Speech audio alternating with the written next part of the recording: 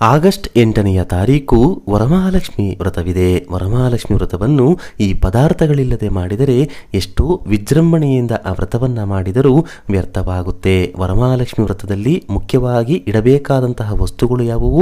ವರಮಹಾಲಕ್ಷ್ಮಿ ವ್ರತದ ಕೆಲವು ಸಂದೇಹಗಳಿಗೆ ಉತ್ತರವನ್ನು ಈ ವಿಡಿಯೋದಲ್ಲಿ ಸಂಪೂರ್ಣವಾಗಿ ತಿಳಿಸಿಕೊಡ್ತೀವಿ. ಬನ್ನಿ. ವರಮಹಾಲಕ್ಷ್ಮಿ ವ್ರತ ಮಾಡುವಾಗ ಲಕ್ಷ್ಮೀದೇವಿಗೆ ಪ್ರಿಯವಾಗುವಂತಹ ಈ ವಸ್ತುಗಳನ್ನು ಇಟ್ಟು ಪೂಜಿಸಿದರೆ ಸ್ವತಃ ಮಹಾಲಕ್ಷ್ಮಿ ದೇವಿಯು ಮನೆಗೆ ಬರ್ತಾಳೆ.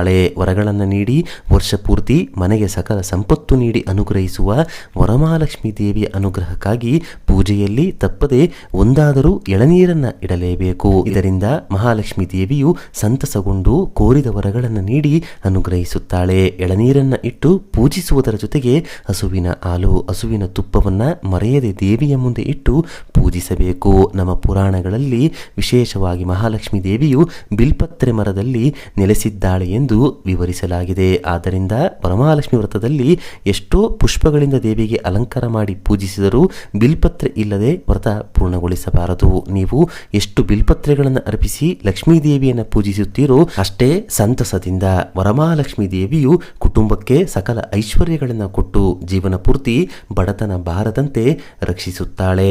ಲಕ್ಷ್ಮಿ ಅಷ್ಟೋತ್ತರ ಹೇಳಿಕೊಂಡು ಬಿಲ್ಪತ್ರೆಗಳಿಂದ ಮಹಾಲಕ್ಷ್ಮಿ ದೇವಿಗೆ ತಪ್ಪದೆ ಪೂಜಿಸಬೇಕು. ಇನ್ನು ಶ್ರೀ ಸೂಕ್ತದಲ್ಲಿ ತಿಳಿಸಿರುವ ಹಾಗೆ ಮಹಾಲಕ್ಷ್ಮಿ ದೇವಿಯು ಬರುವಾಗ ಮುಂದೆ ಅಶ್ವಗಳು ಅಂದರೆ ಕುದುರೆಗಳು, ಮಧ್ಯಭಾಗದಲ್ಲಿ ರಥದಲ್ಲಿ ಮಹಾಲಕ್ಷ್ಮಿ ದೇವಿಯು, ದೇವಿಯ ರಥದ ಅಕ್ಕಪಕ್ಕದಲ್ಲಿ ಹಿಂಭಾಗದಲ್ಲಿ ಆನೆಗಳು ಬರುತ್ತಿರುತ್ತವೆ. ಆದ್ದರಿಂದ ಈ ಬಾರಿ ವರಮಹಾಲಕ್ಷ್ಮಿ ವ್ರತದಲ್ಲಿ ಅಮ್ಮನವರು ಅಶ್ವಗಳ ಜೊತೆ ಗಜಗಳ ಜೊತೆ ನಮ್ಮ ಮನೆಗೆ ಬರುತ್ತಿದ್ದಾರೆಂದು ಭಾವಿಸಿ ಅಮ್ಮನವರನ್ನು ಪೂಜಿಸುತ್ತಾ ನಿಮ್ಮ ಮನೆಗೆ ಸ್ವಾಗತಿಸಬೇಕು. ಮರದಲ್ಲಿ ಮಾಡಿರುವಂತಹ ಅಶ್ವ ಅಥವಾ ಗಜಗಳ ಬೊಂಬೆಗಳನ್ನು ಇಟ್ಟು ವರಮಹಾಲಕ್ಷ್ಮಿ ದೇವಿಯನ್ನ ಪೂಜಿಸಿ. ಅದು ಸಾಧ್ಯವಾಗೋದಿಲ್ಲ ಅಂದರೆ ಅಮ್ಮನವರ ಬಲ ಹಾಗೂ ಎಡ ಎರಡೂ ಕಡೆ ಅಶ್ವ ಹಾಗೂ ಗಜಗಳ ಸಂಕೇತವಾಗಿ ಎರಡು ಅರಿಶಿಣದ ಕೊಂಬನ್ನು ಇಟ್ಟು ಪೂಜಿಸಬಹುದು. ಇದರಿಂದ ಮಹಾಲಕ್ಷ್ಮಿ ದೇವಿಯು ವಿಶೇಷವಾಗಿ ಅನುಗ್ರಹಿಸುತ್ತಾಳೆ.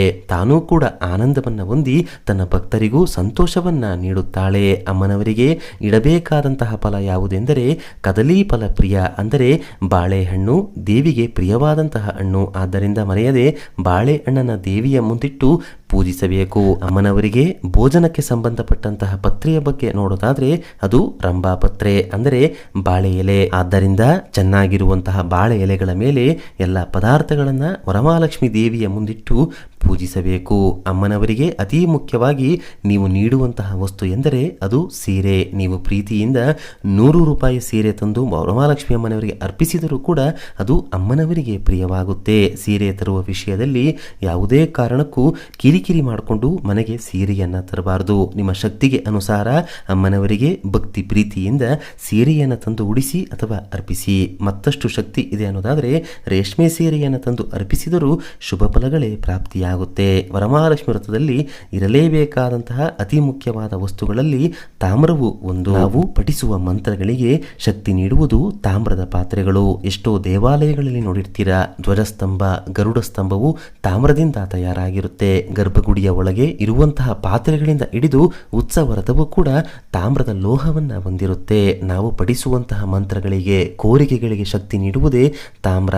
ಆದ್ದರಿಂದ ತಾಮ್ರದ ಚೊಂಬು ತಪ್ಪದೆ ಲಕ್ಷ್ಮೀದೇವಿಯ ಪೂಜೆಯಲ್ಲಿ ಇಡಬೇಕಾಗುತ್ತೆ. ಅಮ್ಮನವರ ಪೂಜೆಗೆ ಇರಲೇಬೇಕಾದಂತಹ ವಸ್ತು ಎಂದರೆ ಅದು ಪದ್ಮ, ಅಂದರೆ ಪದ್ಮ ಪುಷ್ಪ, ಕಮಲದ ಪುಷ್ಪ.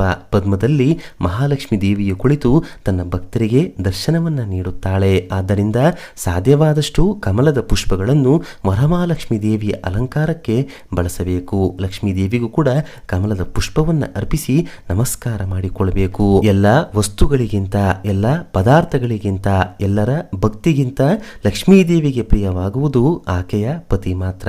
ಒಂದೇ ಮುಕುಂದ ಪ್ರಿಯ, ಅಂದರೆ ತನ್ನ ಪತಿಯನ್ನು ಬಿಟ್ಟು ಮಹಾಲಕ್ಷ್ಮಿ ದೇವಿಯು ಎಲ್ಲಿಗೂ ಬರುವುದಿಲ್ಲ. ತನ್ನ ಪತಿಗಿಂತ ಇಷ್ಟವಾಗುವುದು ಆಕೆಗೆ ಮತ್ತೊಂದಿಲ್ಲ. ಆದ್ದರಿಂದ ವರಮಹಾಲಕ್ಷ್ಮಿ ವ್ರತ ಎಂದರೆ ಧಾಮ್ ಧೂಮ್ ಅಂತ ಬರೀ ಮಹಾಲಕ್ಷ್ಮಿ ದೇವಿಯನ್ನ ಪೂಜಿಸುವುದಲ್ಲ, ಸಾಕ್ಷಾತ್ ವಿಷ್ಣು ದೇವರನ್ನ ಪೂಜಿಸುತ್ತಾ ವರಮಹಾಲಕ್ಷ್ಮಿ ಅಂದರೆ ಮಹಾಲಕ್ಷ್ಮಿ ದೇವಿಯನ್ನ ಪೂಜಿಸಿ ಪ್ರಸನ್ನಗೊಳಿಸಬೇಕು.